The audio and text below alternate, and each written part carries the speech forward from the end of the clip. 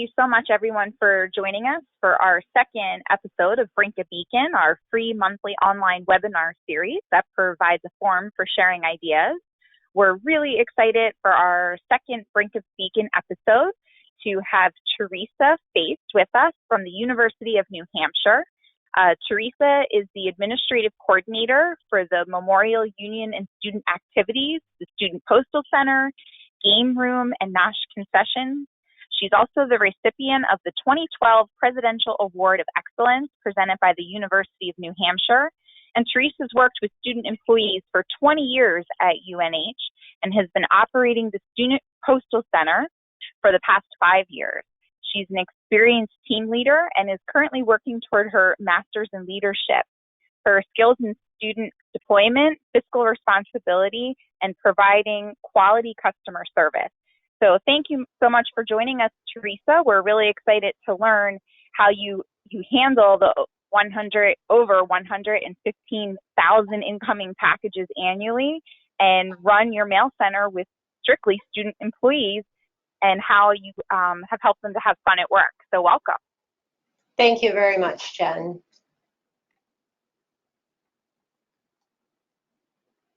So we are going to turn the presentation over to Theresa at this point and find out a little bit about how she retains and empowers her student employees and has fun at work. All right, so welcome everybody and thank you for joining us. And I'd like to thank Brenda and the Brynka team for asking me to present today. I'm really excited to share our story with you.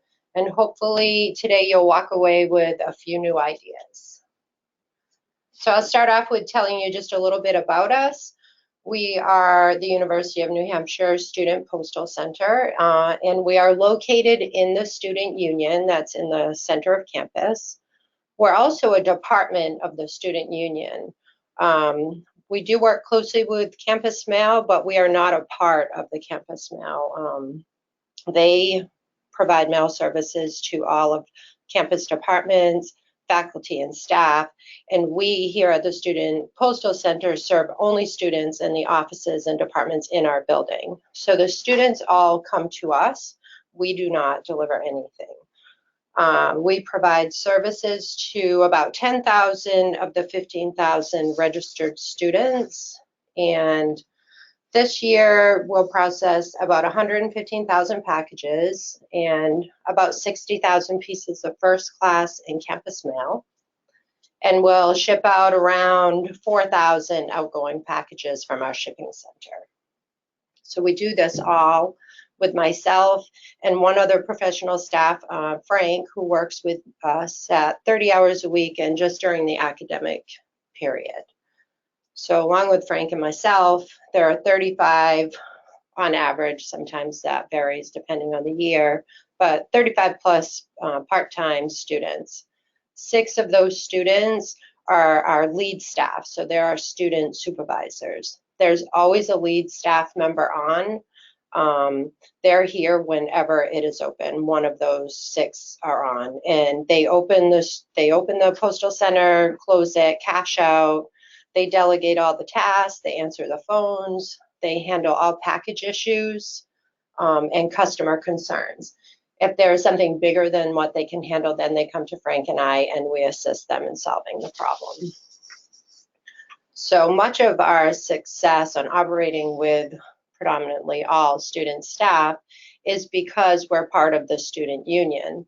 And our focus here is on student development. So we really put a lot into our students.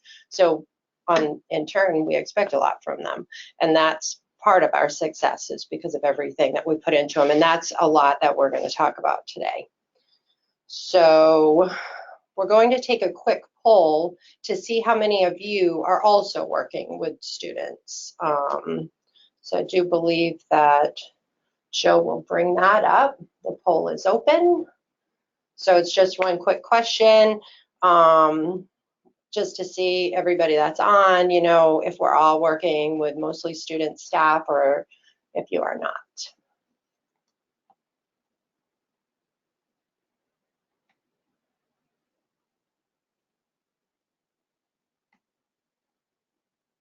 So, and Joe, you let me know when that poll is all ready to go up or if I need to click something. Sorry, everyone.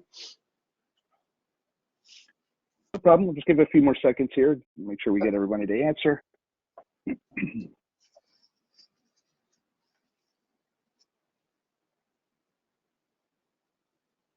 So a lot of what we'll be talking about today is that investment that we're putting in all of our student staff to give them, to empower them to be able to run an operation this large.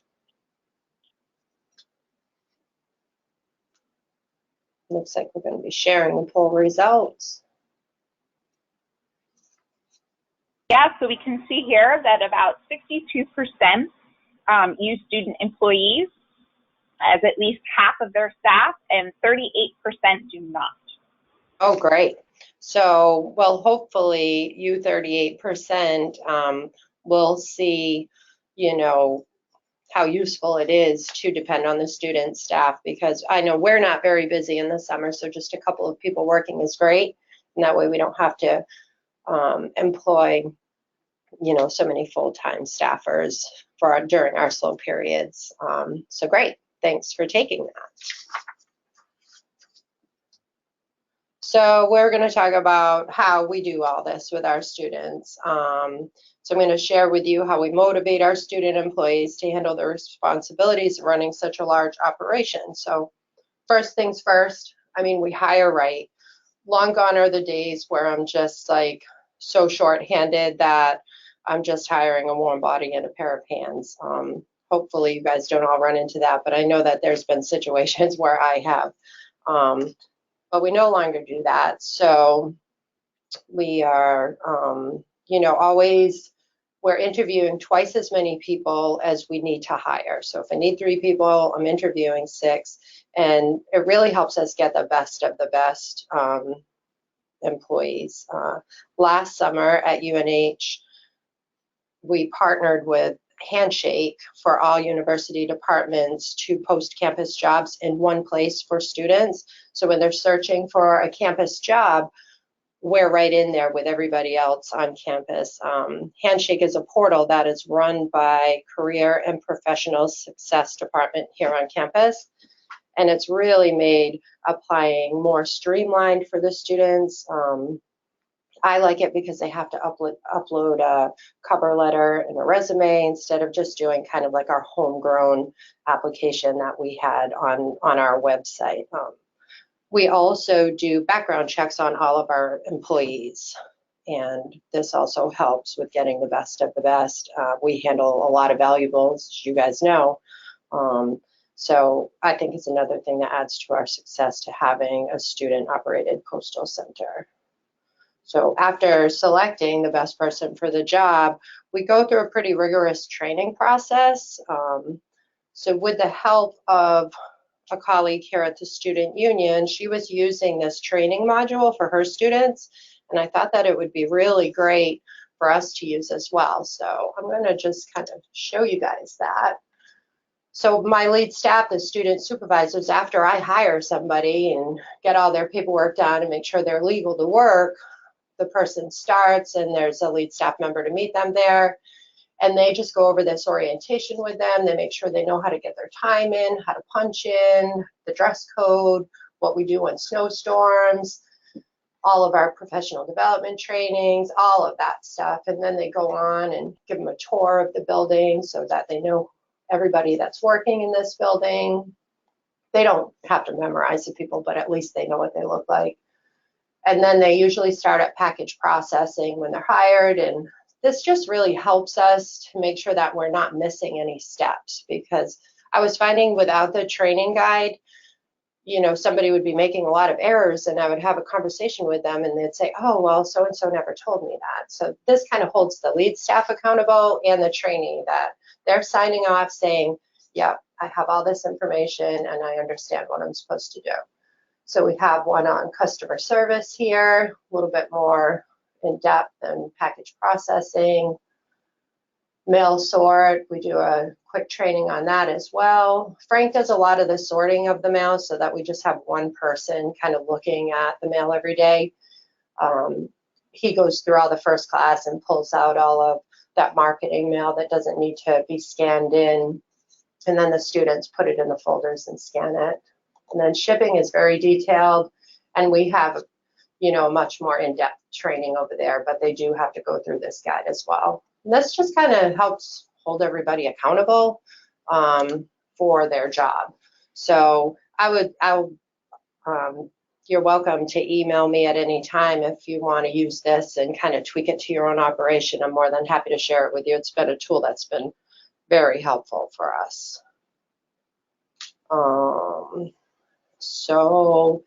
And then setting clear expectations. So it's very important that at the beginning we're setting expectations. Every employee that starts here, I mean, they've gone through that training guide.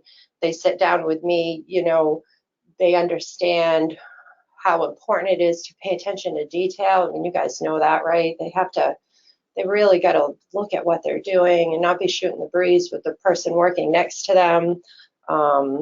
We do have, you know, verbal warnings and written warnings. If they're making a lot of errors, we have a conversation with them. We try to put everybody in the best place that they should be at, but I can't have everybody working customer service because it's more fun out front. So they know the expectations right away, and they also know that they're responsible for their shifts. So we have all these students working for us, and they're the ones that are running the operation. I need them here. I don't cover their shifts for them. They are responsible for that. So when they get hired, they know that they're assigned certain shifts for the entire semester, and if they can't work them, they have to find coverage for that. So I will show you how we do that with scheduling. So we use 7up for scheduling, and it is a website that we pay for. And this is just what my mailroom schedule looks like for 1 week. I just wanted to share this with you. So the students go in, they put their availability in 7up at the end of the semester for the following semester. And then Frank and I put everybody in their places where we feel that they're needed and they're best suited. And you see we have people assigned to package processing, the ship store, mail sort, the lead staff is on. And so this is just 1 week, all the students that are working for us. They communicate with each other through here, and they drop their shifts. You'll see those 2 in red. Those 2 people have dropped their shifts, and they were looking for people to cover. So Frank and I can see when somebody needs to switch their shift, and we'll see who picked it up. Part of the expectations that we're setting with them from the last slide is that the first few weeks of each semester, we expect every student to work at least 2 extra shifts to get us through the busy period. That way, we're not hiring a bunch of people, and then when we're slow, people can't get hours. So they know that for the first 2 or 3 weeks of each semester, they need to work extra shifts. And I'll show you on this schedule kind of what that looks like. So everything in pink, we call them sup shifts because they're supplemental shifts for those few weeks. Those are just extra shifts that people were assigned to for the first few weeks of the semester. It works out really well. They can go on for an entire semester. They know they're going to a wedding in April. They can drop that shift on here. We know they're looking for help, and then we see who picks it up. It really helps with Frank and I knowing if we have coverage or not. So that is part of our scheduling. And then communication. So the students operate everything out there. How are they communicating? We really meet them where they're at. Our staff has a Facebook page. I'm not part of that page. I don't go on it. The lead staff, the supervisors, they manage it. They invite everybody to the page, and they post messages on there. I will tell the person who's on, like, hey, there's a snowstorm coming. Tell them tomorrow. If it's curtailed operation, crew A is on. Or there's a staff meeting tomorrow. And then they also, that's their first line of communication for finding coverage for their shifts, because they're all on Facebook. So that they posted on there like, hey, I'm sick today, I can't make it in for my 2 o'clock shift. And then everybody sees it because we know they're all on Facebook all the time, and it's right on their phone. So that is the best way for them to communicate, and it really helps with us being successful. Also, I text with them a lot. They don't answer their emails. They barely read them. So I do text them. They text me. We have a unspoken agreement that, you know, I won't text them at 6 in the morning if they don't text me after 7 at night. So it really does help. And it just, it helps to meet them where they're at. I know we like for them to call in sick, and we like for them to answer their emails, but they just don't do that. So those are Sub It Up and Facebook and texting are really great ways for them to be personally responsible. So we know they are responsible for their shifts. They're responsible to get them filled. I mean, sometimes if they're not feeling well and they can't get coverage in their opening, they come into work until somebody can come in and fill their shifts for them. You know, if they know when they're hired that if they're just looking for a campus job, that this is probably not the job for them. If they want a job that they can come here and do homework at, then you know, this isn't the place for them, because they need to work the whole time that they're here.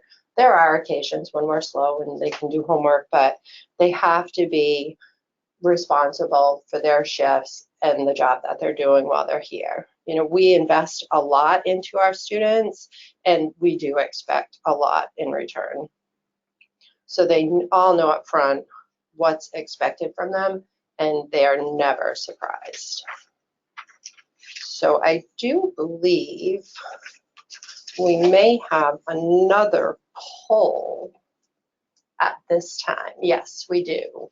So we have another poll that is going to be asking you guys if you guys have student supervisors that help you run your locations. Yeah, so that poll's up on the screen now. If you guys just want to take a moment to answer that poll, and we will post the responses momentarily.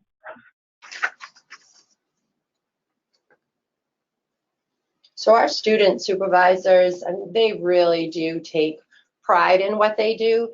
They have to apply for the job. I don't just pick people to be a student leader. They have to hand me in a resume.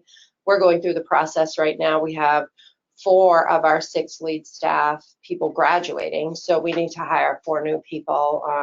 So I've got, you know, 6 people interested. They get handed in their resume. We're going to be doing group interviews for them. You know, it's a whole process. And the lead staff now, they kind of talk to people who they think would be great lead staff members. So, you know, they're giving them their vote of confidence. So it really helps. Looks like we have our poll results. Yeah, so it looks like 7% have student supervisors that actually run the operations on a day-to-day basis, and 93% do not. So a big majority with the no's there. Yeah, so it does take a lot to have those students, you know, running it, but I know we don't have any problems here. Our 6 lead staff members, they get so much out of this job. It's a great leadership experience. We do student evaluations. I'll show you all that in just a few minutes, but you know, having the students run, and we are in an education setting, so it really does just add to their education, getting that leadership experience. So if you're not doing it now, you may want to think about it, and maybe I can give you a few tools today to do that. So now that we have all of our students in and trained, and they know when they're supposed to work and that it's their responsibility to work, how do we keep them here, right? So how we motivate our students is, hold on.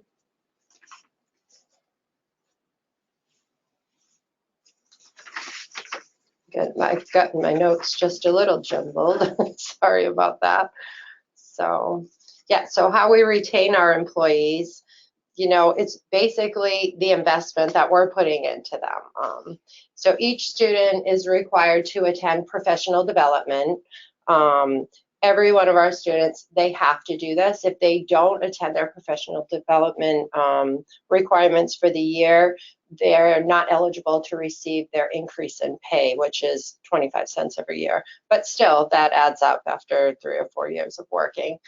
I do have an example of our student employment. So this is just, they are handed this when they start, so they know the dates when they're expected to be there. They do get paid for these trainings. We pay them for everything that they do.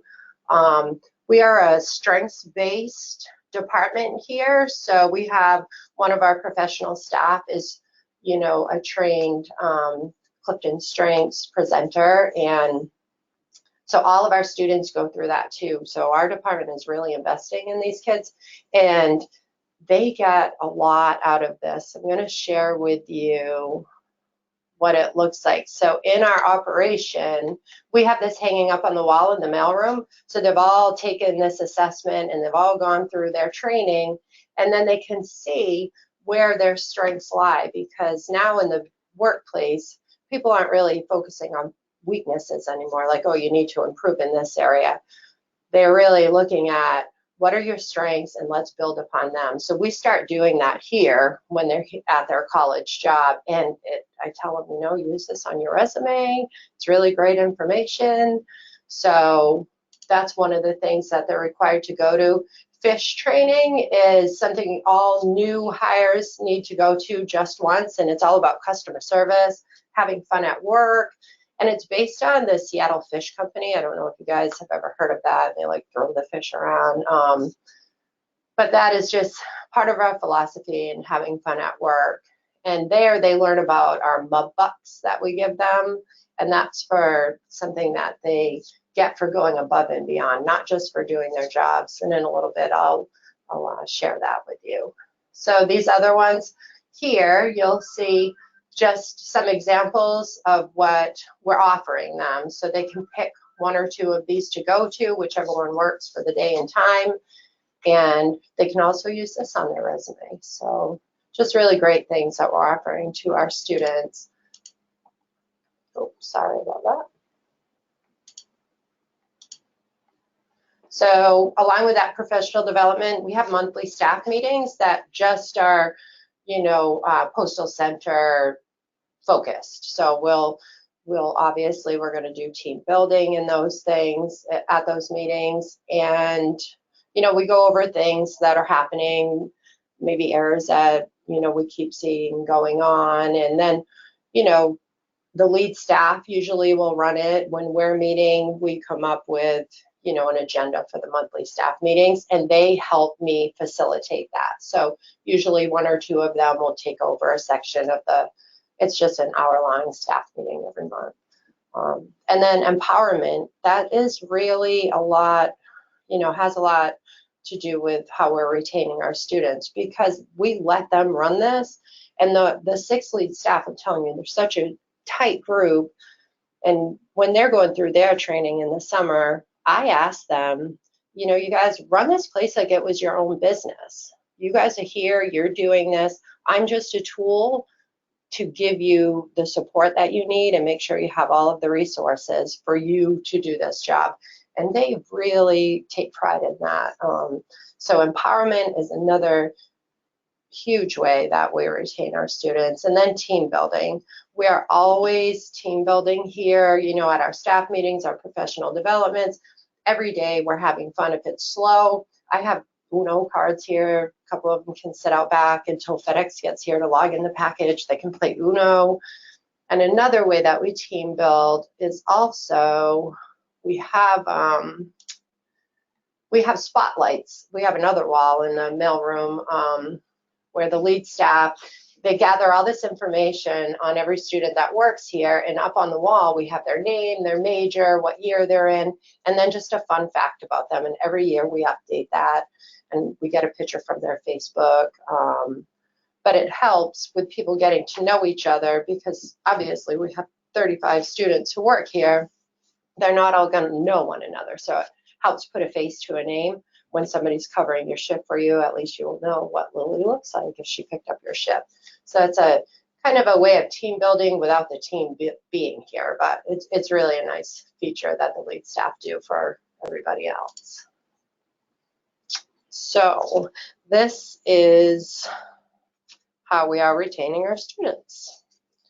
And I talked about the mud bucks. So lastly, how we're retaining them is that we have a lot of fun. We do have one more survey, though, I do believe. Just one last quick one before we are all done. And it is open now. Yeah, so if everybody wants to take a minute to do the quick poll, the question is, do you provide professional development opportunities to your student employees? Yes or no? And we'll get those results momentarily. So our director here at the Student Union, I mean, she is passionate about offering our students, even though there is a cost because they get paid for this, you know, she wants them to leave here with a lot of transferable skills. We know that they're not going to go off to work at UPS or USPS, although I have had a couple that have ventured there and they didn't last very long, but they had that skill as well. But with the professional development, they're just learning other skills, you know. It's really great opportunity for them, for one, to get more hours and more training. So do we have the results? Yes, we do. So of those that use student employees, 100% of them do not provide professional development opportunities. So that is everyone that voted. And also just to point out too, if any of you have a question as we start to wrap up this presentation, go ahead and type a question into the bar on the right-hand side of the GoToMeeting, and we'll be able to answer that for you. So what do you think about that last poll there, Theresa? 100%. Well, I think that it is pretty indicative of, you know, our success is a lot of because we are in the student union and we're student focused and it's student development. I mean, you know, we do leadership. So I wasn't really surprised by that because any other department that I'm networking with, you know, my professional developments, all of the supervisors say, oh, I wish that we could do that for our students. And so I think very rarely other departments like dining or transportation and, you know, they're not offering the professional development. It's just not, the student development isn't built into their budget. But it is here at the student union. So it's just something for you all to think about. You know, you get what you give. So we invest a ton into our students. And I think that's, you know, just goes with our success here on allowing them to run this operation. So my last slide here is all about having fun. This is, you know, how we empower our students as well. So I mentioned mud bucks earlier. When they go to the fish training, they learn about the mud bucks. And these are things that they get for going above and beyond. If I see somebody helping out a customer out of their way, you know, just not doing their regular job. They have to really be going above and beyond. Myself or lead staff gives them a mud buck, and then they save these things up and they can purchase things from our director, and I will share with you the types of things that they can buy. So, you know, 5 mud bucks, they can get a winter hat. Theresa. Yeah? I'm sorry to break in. I have a few questions Sure. from the attendees. All right. Let me read them off. So the first one asks, how do students have time for additional training with a heavy class load? Yeah, I mean, we give them this, you know, we give them the list and the dates. We make these up at the beginning of the semester and we set up all of the speakers so they know when they are, and they're at various times, and it's just for 1 hour. So they're expected to go to 2 each semester, and they find the time. I mean, they're not as busy as they would allude you to be. I know that they are busy, and many times if they're during their work schedule, I will go out and cover them so that they can go. So if they're here working and they say, oh, I'd like to go to that professional development, I'll go and work the front counter or log in packages while they go.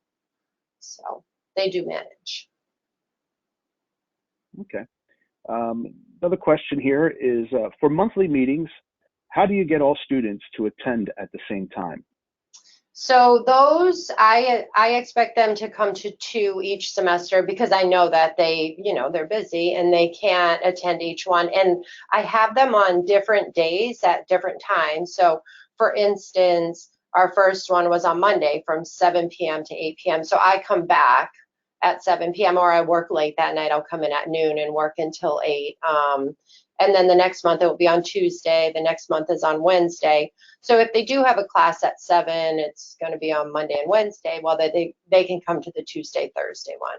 And usually the very last meeting that we have at the end of each semester is on a Friday at 4 o'clock, and there's not a whole lot of classes going on then. So I always offer food. I'll make them cookies or pick up some ice cream, so that helps them to get there. And we always do fun team builders. It isn't all the whole hour about me telling them what they're doing wrong. It's more of a team building thing, and the food really helps to get them there. So thanks for the questions. Yep, I have one last one. And that question is, are all your students working at one location? Yes, so we are all one location. There's the student postal center and then there's the shipping center, but we are all in one area. There's 2 different lobbies where they pick up their packages, and then the other one is where they ship out. And only 8 of the 35 are trained to work in the shipping center because they have to be credit card compliant, and there's a lot more to shipping than to processing packages and handing them out and doing mail. So, but they are all here in one center. Now I do, in the student union, I personally run the games room and the concession stand up at the movie theater as well. So, I mean, I have 3 departments that I run in different areas, but at the student postal center, they're all in one area. So thank you. Yeah, so, oh, go ahead. Nope, that's it. That was all the questions. Oh, you can okay. continue. Thank you. All right, so these are the Mud Buck prizes. You guys get to read them while we were talking about that, so I won't keep reading that to you. We do Employee of the Month. Every month I select an employee from the mailroom to be Employee of the Month. They get a letter.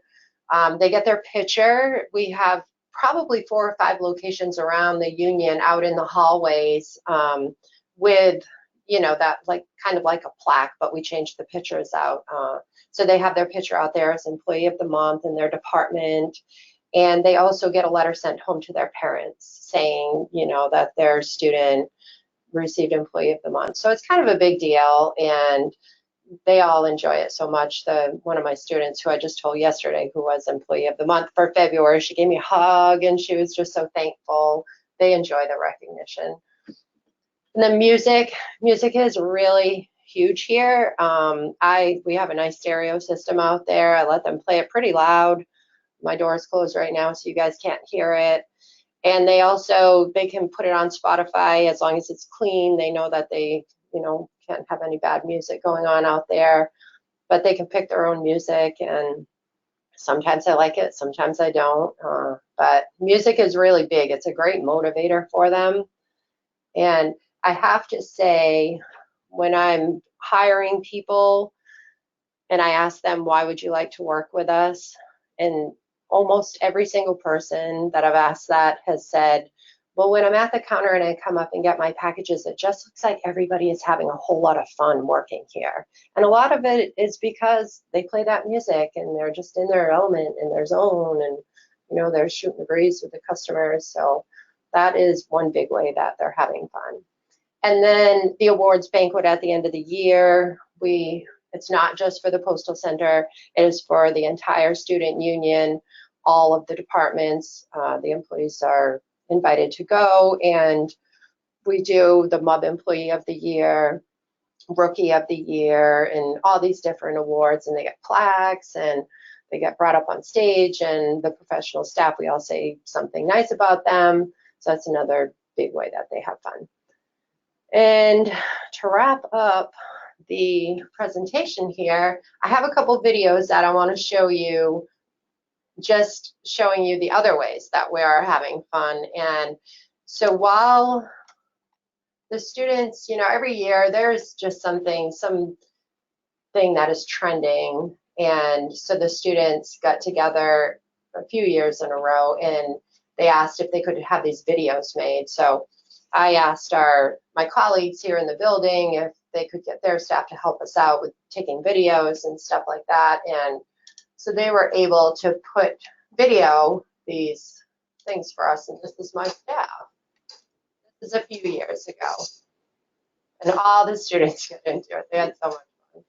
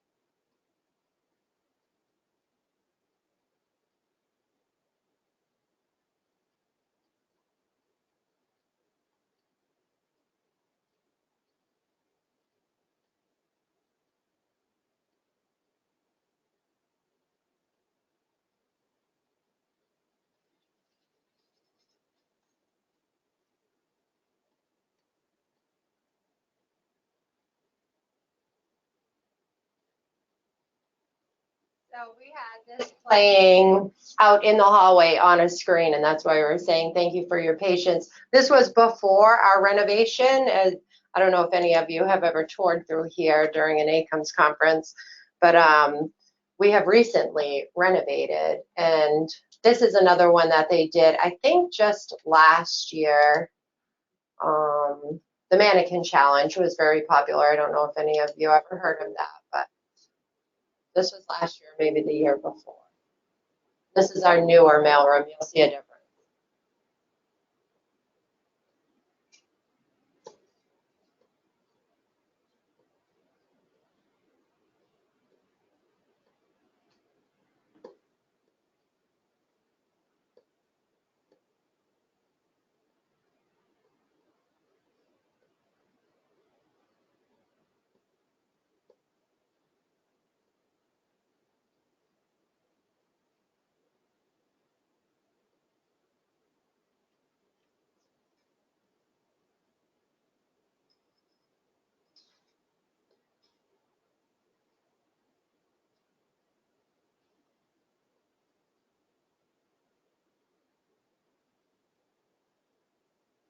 This one, even the student customers were really into it. They wanted to be a part of the video. So those are real customers.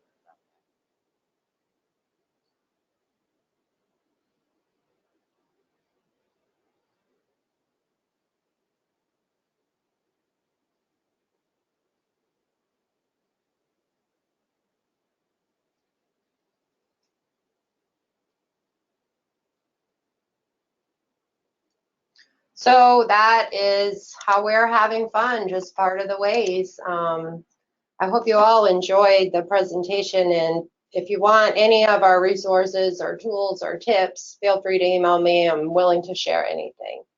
So I think we'll hand it back over to Joe now. Wow, Theresa, I think I speak for everyone. Go ahead, Joe. Yeah, I was just going to say, we have two more questions. Okay. One of them is, how do you get funding for the prizes? Yeah, so I mean, that is a point of contention here on campus. I know some departments, if the students don't get a certain dollar amount, they don't have to get taxed on it. I know our university does that. If you're giving prizes, the students have to get taxed. But these aren't prizes, and that's just part of our budget. Our director buys these like 5 items that you saw on that MubBuck page, and she just has like a supply of them. So the students just go to see her and they buy them. So it's part of our budget. They work it into our budget.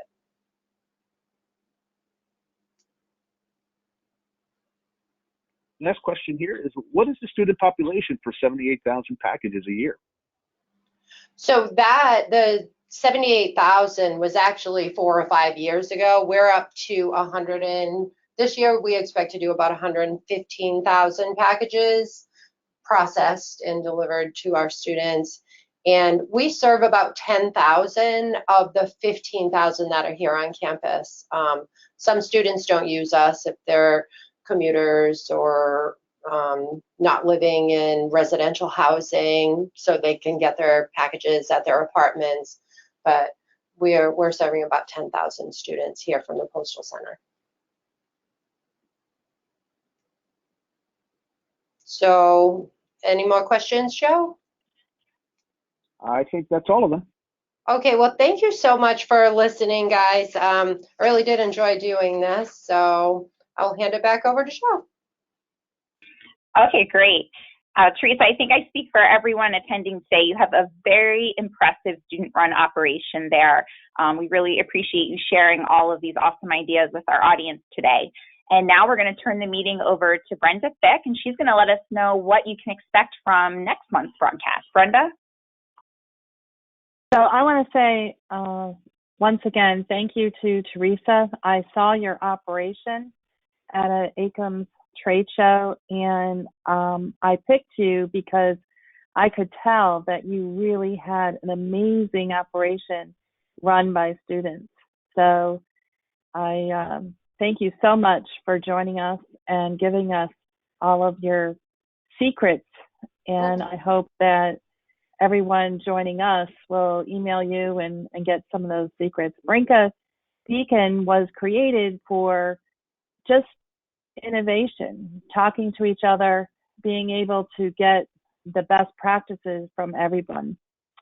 So next month, we're going to do a topic that many customers, corporations are looking into their mail and how much the cost of labor, their mail and delivering their mail, or even sorting their mail costs.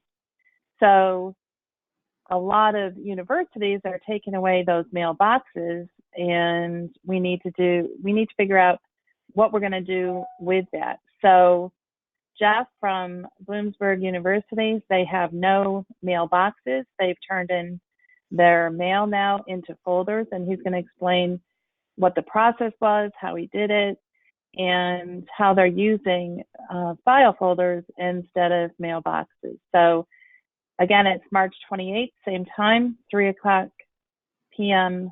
Eastern time. I hope you can join us then. Thank you so much for taking time with us. Thank you, everyone.